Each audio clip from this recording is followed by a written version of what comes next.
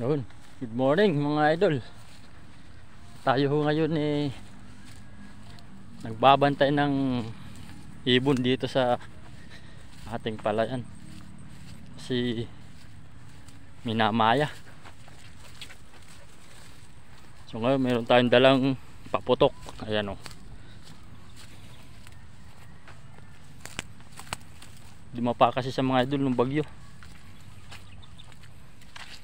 Kaya tinadapuan ng ibon. Minamaya. Yan ating yung halaman ano. Mga kunting bunga pa naman yung sitaw. Ayan o, dumapa na siya mga idol. Ganda sana ng ating palay. Hindi lang dumapa. Yan ang ating binabantayan dito. Mga hanggang 15 nito mga idol, baka makuha na to. 15 ng buwan na to.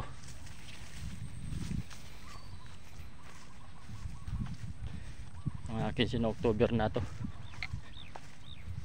Yan o, kalahati na yung hinog niya. Kasi nagmagna 90 days na to sa asyete.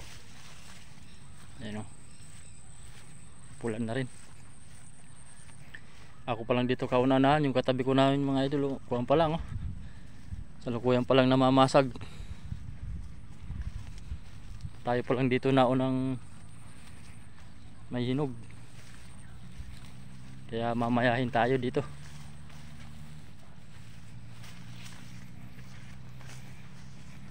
Habang babantay tayo ng maya maghahawan-hawan tayo ng pilapil para sa baliktad medyo malinis na yung pilapil natin. Ayan o.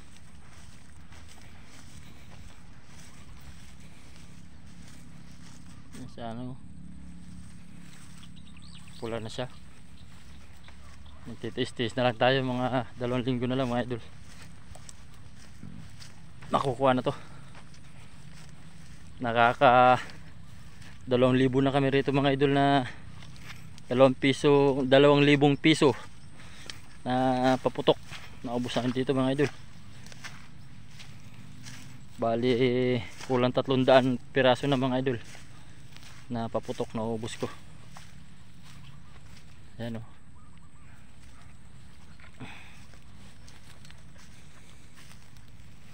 Kasaglapan nito mga idol, may tubig pa. Kababad pa sa tubig yung ilalim. Yung anong bagyong Paulo, nadali siya oh.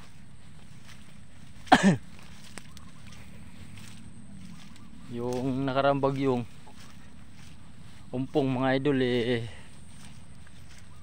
halos kunti pa lang, ngayon wala na, lumupay-pay na lahat.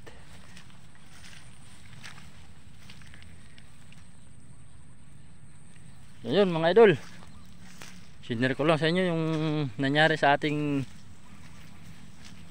nagkakapaguran ditong bukid. Yung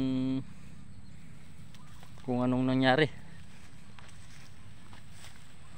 Mura pa yung palay, tapos ganito pa.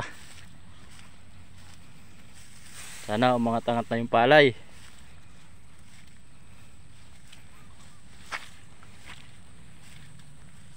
Yun mga idol, sinare ko lang sa inyo ang ating ginagawa dito ngayon, kung anong resulta. Hanggang sa muli mga idol.